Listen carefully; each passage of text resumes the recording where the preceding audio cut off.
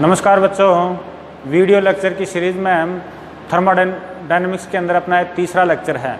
अब तक अपन ने बात कर ली थी कि ऊष्मा इंजन क्या होता है और रिवर्सिबल और इरिवर्सिबल प्रोसेस क्या होता है। आज अपन बात करेंगे कार्नो चक्कर या फिर कार्नो इंजन, इनकी दक्षता अपन ज्ञात करेंगे। ठीक बात है। तो ये लिखा देखो, कार्नो चक्कर या फिर कार्नो इंजन की दक्षता, इंजन की दक्षता। तो देखो बच्चों, ऊष्मा इंजन में जो अपन ने बात की थी उसमें ऊष्मा इंजन की दक्षता को बढ़ाने के लिए या दक्षता ज्ञात करने के लिए या उसकी कार्यविधि ज्ञात करने के लिए एक वैज्ञानिक था सादी कार्नो। सादी कार्नो ने एक सैद्धांतिक इंजन की कल्पना की थी। उसी सैद्धांतिक इंजन को क्या कहते हैं? कार्नो इंजन कहते हैं। ठीक बात है ना। कार्नो इंजन के मुख्य भाग 4 भाग हैं। उन चारों भागों की बातें अपन ने पिछले लेक्चर में कर चुके हैं। एक बार दोबारा बोल देता हूँ। नंबर फर्स्ट है ऊष्मा स्रोत। नंबर फर्स्ट क्या होता है? ऊष्मा स्रोत। नंबर सेकंड है कार्यकारी पदार्थ या फिर यांत्रिक व्यवस्था। यांत्रिक व्यवस्था के रूप में अपन पिस्टन सिलेंडर काम में लेते हैं, ऐसे कुछ बताया था। तीसरा भाग है ऊष्मा सिंक और चौथा भाग है अपना स्टैंड। ठीक बात है। ये यहाँ पर कार्नो इंजन के अंदर कार्यकारी पदार्थ के रूप में आइडियल गैस काम में लेते हैं। ठीक बात है ना। इसके बाद में बात आता है, एक नाम आता है कार्नो चक्कर। क्या नाम आता है? कार्नो चक्कर। मैंने बताया था कि कार्नो इंजन के अंदर कार्यकारी पदार्थ के रूप में आइडियल गैस काम में लेते हैं। तो वहीं से शुरू करते हैं। कार्नो इंजन के कार्यकारी पदार्थ की किसी निश्चित प्रारंभिक अवस्था से शुरू होकर विभिन्न उत्क्रमणीय प्रक्रमों में से गुजरते हुए या फिर विभिन्न उत्क्रमणीय प्रक्रमों की विभिन्न अवस्थाओं में से गुजरते हुए यदि कार्यकारी पदार्थ मूल अवस्था में लौटता है तो इसी को क्या बोलते हैं? कार्नो चक्कर बोलते हैं। एक बार दोबारा याद करोगे, कार्यकारी पदार्थ की या कार्नो इंजन के कार्यकारी पदार्थ की किसी निश्चित प्रारंभिक अवस्था से प्रारंभ होकर विभिन्न उत्क्रमणीय प्रक्रमों की विभिन्न अवस्थाओं से गुजरते हुए प्रारंभिक अवस्था में पहुंचना ही कार्नो चक्र कहलाता है। क्या कहलाता है? कार्नो चक्र कहलाता है। ठीक बात है ना। अब देखो, अपन बात करेंगे कार्नो इंजन की कार्यविधि। क्या बात करेंगे? कार्यविधि। जब कार्यविधि में बात करते हैं तो मैंने बात की थी कि कार्नो इंजन है वो कार्नो चक्कर पर ही आधारित है। कार्नो चक्कर को 4 भागों में विभाजित किया जा सकता है। उन चारों भागों को आप एक सूचक डायग्राम के द्वारा व्यक्त कर सकते हो। उस सूचक डायग्राम को मैं शुरुआत में बना देता हूँ, फिर थोड़ा थोड़ा अपन समझेंगे। ये देखो, सूचक डायग्राम का अर्थ है, इंडिकेटर डायग्राम का अर्थ है कि पी, वी और टी में ग्राफ खींच रहे हो। यहाँ मैंने लिया वी यानी वॉल्यूम, यहाँ मैंने लिया पी यानी प्रेशर। शुरुआत किसी निश्चित अवस्था से शुरुआत करते हैं तो ये अवस्था माना कि ए है। ए पर गैस का प्रेशर P1 है और वॉल्यूम कितना है? V1 है। फिर ये किसी अवस्था में पहुंचता है जिस अवस्था को बोलते हैं अपन B पर माना कि P2 और V2 है। इसके बाद में C, और इसको थोड़ा पूरा करते हैं फिर बाद में बात करेंगे। ये लिखा, ये स्ट्रेट लाइन नहीं है, ये लिखा है C और ये D। A से शुरू किया, A से B पर पहुँचे, B से C पर पहुँचे, C से D पर और D से दोबारा A पर पहुँचे। तो देखो, A से शुरू करके अपन दोबारा A पर पहुंच गए। तो ये आपका क्या है? कार्नो चक्कर है। यहाँ पर टेम्परेचर T1 नियत है तो ये एक समतापी प्रोसेस होगा। यहाँ पर आइसोथर्मल प्रोसेस होगा। B से C तक टेम्परेचर नियत नहीं है। यहाँ का जो प्रेशर है P3 और वॉल्यूम है वो कितना है? V3 है। यहाँ टेम्परेचर है T2 नियत। किस प्रकार से नियत होता है अपन थोड़ी देर में बात करते हैं। इसके बाद में यहाँ का लिखा मैंने P4 और V4, ये लिख दिया P4 और V4, ये D लिखा। इसके संगत नीचे जो पॉइंट है वो माना कि A है इस B के संगत नीचे जो V अक्ष पर पॉइंट है वो माना कि B है, और C के संगत है वो C है, और D के संगत है वो माना कि क्या है, D पॉइंट है। तो देखो ये आपने क्या प्राप्त कर लिया, इंडिकेटर डायग्राम प्राप्त कर लिया। किस प्रकार से प्राप्त होता है अपन थोड़ी देर में बातें करते हैं। मैंने एक बात बोली थी कि कार्नोट चक्कर को समझने के लिए कार्नोट चक्कर को 4 भागों में विभाजित करते हैं। प्रथम प्रक्रम जो है या प्रथम भाग जो है वो होता है समतापी प्रसार। क्या होता है, समतापी प्रसार। तो नंबर 1 लिखा मैंने समतापी प्रसार, आइसोथर्मल एक्सपेंशन। डायग्राम के अंदर समतापी प्रसार कहाँ से कहाँ तक है, ए से बी तक है। आप समझोगे, देखो अपन पिस्टन युक्त सिलेंडर के अंदर कार्यकारी पदार्थ के रूप में आदर्श गैस लेते हैं। नॉर्मली यहाँ पर शुरुआत में अपन 1 मोल गैस लेंगे। शुरुआत में क्या करते हैं कि उस सिलेंडर को उष्मा स्रोत पर रखते हैं। उष्मा स्रोत पर रखोगे तो गैस का टेम्परेचर कितना हो जाएगा, T1 के इक्वल हो जाएगा। माना जब उसका टेम्परेचर T1 होता है तब उसका प्रेशर P1 और वॉल्यूम V1 हो जाता है। क्या होता है यहाँ पर, pressure P1, volume V1 and temperature क्या आपका T1 हो जाता है। और माना यह आपकी प्रारंभिक अवस्था है। यह आपकी क्या है, प्रारंभिक अवस्था है। डायग्राम के अंदर इसको लिखा है, ए से लिखा है। ठीक बात ना। अब क्या करते हैं, अब पिस्टन को धीरे धीरे छोड़ते हैं या उसका प्रेशर कम करते हैं। जैसे ही प्रेशर को कम करोगे तो देखो जो गैस डली हुई थी उस गैस पिस्टन पर प्रेशर लगाएगी। पिस्टन पर प्रेशर लगाएगी तो वो पिस्टन ऊपर की ओर चलेगा, यानी गैस का क्या होगा, प्रसार होगा। प्रसार होने का मतलब आयतन उसका बढ़ेगा। आयतन बढ़ रहा है तो प्रेशर कम होगा। आप यहाँ पे गौर कर सकते हो, आयतन बढ़ रहा है। जैसे ही ए से बी की ओर जा रहे हैं तो आयतन बढ़ रहा है और प्रेशर क्या हो रहा है, कम हो रहा है। इस प्रसार के अंदर गैस खुद कार्य कर रही है। जब वो खुद कार्य करती है तो उष्मा स्रोत से उष्मा Q1 लेती है, उष्मा Q1 लेती है। चूँकि यह एक समतापी प्रसार है, समतापी प्रसार होने के कारण यह उष्मा Q1 जो है वो किए गए कार्य के इक्विवेलेंट होगी। क्योंकि समतापी प्रसार के अंदर, समतापी आइसोथर्मल प्रोसेस के अंदर आंतरिक ऊर्जा में परिवर्तन क्या होता है, शून्य होता है। तो मैंने यहाँ पर अगली बात क्या बताई कि स्रोत से उष्मा ली गई Q1 और यह उष्मा किसके इक्वल है, W1 के इक्वल है, किए गए कार्य के इक्वल है। क्यों है, क्योंकि अपन लोग जानते हैं कि समतापी प्रोसेस के लिए, आइसोथर्मल प्रोसेस के लिए du इक्वल टू 0 होता है। और du को आप 0 करोगे तो पहला जो लॉ है, थर्मोडायनेमिक्स का फर्स्ट लॉ है, वो आपको बताता है del Q equal to du plus del W। Del Q की जगह क्या लिखूंगा, Q1 0 और ये आपका कितना आ गया, W आ गया, W1 आ गया। कहने का मतलब है कि जितनी उष्मा लेगा से कार्यकारी पदार्थ है वही सारी को किस में चेंज कर देगा, ये कार्य में रूपांतरित कर देगा। अब इस समतापी प्रसार में किया गया कार्य, इस समतापी प्रसार में, इस समतापी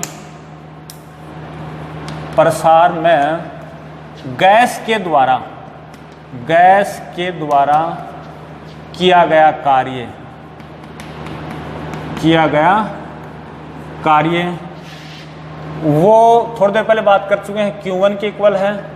ये लिखा Q1 W1 that equal to अपना फॉर्मूला था P dV। कहाँ से कहाँ तक गए, A से B लिखो या तो, या फिर A पर वॉल्यूम कितना है V1 है और B पर वॉल्यूम कितना है V2 है। ज़्यादा सही रहेगा कि V1 से V2 लिखो, क्योंकि यहाँ पर इंटीग्रेशन है वो V के रेस्पेक्ट में है। इसको क्षेत्रफल के पदों में लिखूंगा तो देखो आपने पढ़ा होगा कि क्षेत्रफल के पदों में इस वक्र से लेकर यहाँ तक का जो छायांकित भाग है, वो छायांकित भाग वो कार्य को रिप्रेजेंट करता है। तो क्षेत्रफल A B, ये स्मॉल b है, ये स्मॉल कर देता है इनको, small A, small D, small B और small C। A B B small a और कैपिटल A की बात करते हैं। यहाँ क्या है, समतापी प्रसार। तो समतापी अवस्था समीकरण, यहाँ समतापी प्रसार अवस्था समीकरण, प्रसार में अवस्था समीकरण, और ये समीकरण दिया जाएगा PV = RT1। ध्यान दें T1 लिखा मैंने, A से B तक जाते हैं तो P और V चेंज हो रहे हैं, लेकिन T अपना फिक्स है तो लिखा है T1 लिखा है। ठीक बात है। तो यहाँ से P की वैल्यू वहाँ पर पुट कर देते हैं, तो ये पुट करेंगे तो ये आ गया आपका Q1 = P का मान रखने पर, यह आपका Q1 = W1 that equal to A का वॉल्यूम V1 है और B का वॉल्यूम कितना है V2 है। P की जगह रखा RT1/V और ये लिखा dV। RT1 आपका बाहर आ जाएगा, तो ये RT1 बाहर आ गया और ये लिखा V1/V2 और ये 1/V और क्या लिखा dV। इसका समाकलन जब करते हैं तो ये आ जाएगा RT1 तो है ही है और ये आपका आ गया log base E natural log और V और लिमिट रखी V1/V2। इसकी लिमिट रखेंगे तो ये आपको प्राप्त हो जाएगा RT1 log E और ये लिखा V2/V1। तो ये आपका कार्य आपको प्राप्त आपने कर लिया है। ठीक है। तो देखो फर्स्ट के अंदर, फर्स्ट यानी समतापी प्रसार के अंदर, समतापी प्रसार के अंदर अपन यहाँ पे लिख देते हैं Q1 है वो बराबर प्राप्त हुआ आपके W1 के, और ये आपका दिया जाता है log, इसको इक्वेशन नंबर आप 1 बोल सकते हो और इसको मैं इक्वेशन नंबर बोलूँगा 2, log E और ये थोड़ा रह गया RT1 log E और V2/V1। ये आपकी इक्वेशन नंबर क्या आ गई 2 आ गई। ठीक बात ना। अगर बेस चेंज करना चाहो तो 2.303 से अपन मल्टीप्लाई करते हैं। देखो यहाँ पर क्या किया था कि अपन इस पॉइंट पर पहुँच गए थे, पॉइंट इस पर पहुँच गए थे।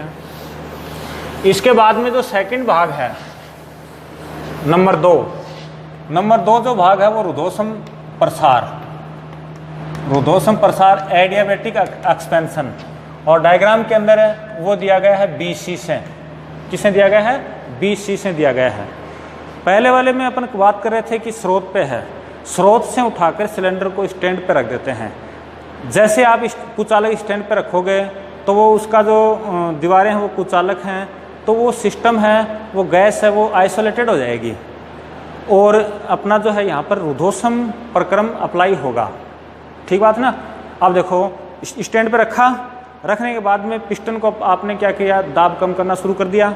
दाब कम करोगे तो वो पिस्टन ऊपर की ओर चलेगा, दोबारा प्रेशर कम होगा, आयतन बढ़ेगा, ऐसा काम होता जाएगा।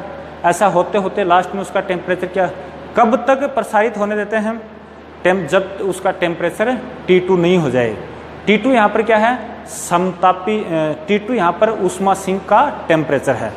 यानी यहाँ पर अपन ने क्या किया, ये अपन थे P2V2 पर थे, P2V2 पर थे और स्टैंड पे रख के यहाँ पर टेम्परेचर कितना था T1 था, स्टैंड पे रखे गैस को प्रसारित होने दिया और प्रेशर कितना हो गया उसका P3V3 हो गया और यहाँ पर टेम्परेचर कितना हो गया T2 हो गया। यह आपका पॉइंट B था और यह आपका पॉइंट क्या है, C पॉइंट है। ठीक बात ना। अब देखो समतापी प्रसार, इस रुद्धोष्म प्रसार के अंदर गैस के द्वारा किया गया कार्य ज्ञात करने का वही सेम सूत्र है। मैंने लिखा इसको W2 डायग्राम इंटीग्रल कहाँ से कहाँ तक, B से C तक गए और क्या लिखा P dV लिखा और क्षेत्रफल के पदों में लिखूंगा, क्षेत्रफल के पदों में लिखूंगा। तो देखो इस वक्र के द्वारा इसके बीच अक्ष पर यानी V अक्ष पर छायांकित भाग है वो करेंगे। ये भाग आ गया तो अपन लिखेंगे B C फिर B और B, ये आ गया ना, B C और B। ये अपना भाग आ चुका है। अब देखो रुद्धोष्म अवस्था समीकरण जो है, रुद्धोष्म अवस्था समीकरण वो शायद आपको याद है और वो होती है PV की power gamma equal to K अनियतांक है और गामा आपका क्या है, गामा होता है CP/CV। इसको बोलते हैं एडियाबैटिक रेशियो, रुद्धोष्म अनुपात बोलते हैं। यहाँ से P का मान उपरोक्त समीकरण के अंदर रखेंगे। साथ साथ एक बात और कर लेते हैं, बिंदु B व C के लिए, बिंदु B व C पर इसी इक्वेशन से क्या लिख सकता हूँ, B के लिए हो जाएगी आपकी PB P2 V2 की पावर गामा, और C के लिए हो जाएगी आपकी P3 V3 की पावर गामा हो जाएगी। ठीक है ना। अब देखो कार्य कैसे याद करते हैं, ये लिखा W2 इंटीग्रल B पर वॉल्यूम कितना है V2 और C पर कितना है V3। इस समीकरण से P का मान रखेंगे तो ये मान आ जाएगा K बटा V की पावर गामा और फिर क्या लिखा dV। यहाँ थोड़ी सी एक बात रह गई, P V की पावर गामा था तो बिंदु B के लिए C के लिए, और ये किसके बराबर है, K के बराबर है। इसमें से K बाहर निकाल दूँ तो K बाहर आ गया, और ये लिखा आपने V2 और V3, और ये लिखा V की पावर गामा माइनस और dV। इंटीग्रेशन करेंगे तो ये आपको प्राप्त हो जाएगा K V की पावर माइनस गामा प्लस 1 और माइनस गामा प्लस 1, और लिमिट है वो V2 से V3 है, V2 से V3 है। इसमें K और माइनस गामा प्लस 1 ये छोड़ दिया, और फिर देखो क्या लिखा आपने, ये लिखेंगे V3, इस K को अंदर ले लेता हूँ, K V3 की पावर माइनस गामा प्लस 1 और माइनस K V2 की पावर माइनस गामा प्लस 1। अब देखो यहाँ पर K2 आ गए हैं, यहाँ पर K के मान यहाँ से रखेंगे 3 वाले और यहाँ पर रखेंगे 2 वाले, जिससे जो कैंसिल होना चाहिए वो कैंसिल हो जाए। तो ये लिखा देखो 1 अपॉन माइनस गामा प्लस 1, और ये क्या आ गया आपका, K की जगह रखूँगा P3 और V3 की पावर गामा, और बाहर क्या है V3 की पावर माइनस गामा प्लस 1, ये रहा माइनस गामा प्लस 1। दोबारा रखेंगे P2 V2 की पावर गामा, और बाहर है आपका V2 की पावर माइनस गामा प्लस 1। ये किया, आप गौर कर रहे होंगे V3 की पावर माइनस गामा और ये प्लस गामा, ये माइनस गामा और ये प्लस गामा, और ये आपको प्राप्त हो गया 1 अपॉन माइनस गामा प्लस 1, और ये लिखा P3 V3 और ये लिखा P2 V2। P3 V3 की जगह पर अपन आदर्श गैस समीकरण से क्या लिख सकते हैं, आदर्श गैस समीकरण से क्या लिख सकते हैं, R, देखो आदर्श गैस समीकरण होती है आपका PV equal to RT, RT होती है 3 वाले पॉइंट यानी C वाले पॉइंट पर 3 R है ही T, वहाँ टेम्परेचर कितना 2 है, वहाँ टेम्परेचर कितना है 2 है, तो आप क्या कर दोगे 2 कर दोगे। ठीक बात है ना। तो देखो इस प्रकार से लिखेंगे, किया गया कार्य आपका प्राप्त हो गया W2 equal to 1 upon minus gamma plus 1, और P3 V3 की जगह आ गया आपका RT2 minus RT1, P2 V2 की जगह क्या है RT1 प्राप्त हो गया। तो मैं इसको ऐसे लिख सकता हूँ, R बाहर आ गया आपका RT2 माइनस T1, और इसमें माइनस बाहर निकाल लूँ तो यह आ गया आपका गामा माइनस 1 आ जाएगा। इस प्रकार से आपका इक्वेशन नंबर 3 ये हो गई। 3 क्षेत्रफल वाली बोल दो, ये 4 बोल दी, तो ये नंबर 2 लिखा मैंने रुद्धोष्म प्रसार में। रुद्धोष्म प्रसार के अंदर W2 है वो आपका कितना आ गया माइनस R तो बाहर है ही, और T2 minus T1 upon gamma minus 1 आपको प्राप्त हो गया। अब देखो जब गैस स्टैंड पर रखते हैं, रुद्धोष्म प्रसार हो जाता है, तो लास्ट में गैस की स्थिति ये हो जाती है कि वो स्वयं कार्य करने की स्थिति में नहीं रहती है, स्वयं कार्य करने की स्थिति में नहीं रहती है। थोड़ा सा इसको और लिख देता हूँ थोड़ा ठीक से, इसको मैं ऐसे लिखता हूँ RT1 minus T2 upon gamma minus 1। इसमें गलती ये थी कि यहाँ गैस स्वयं कार्य कर रही है, स्वयं कार्य कर रही है, तो ये आपको पॉजिटिव प्राप्त होना चाहिए।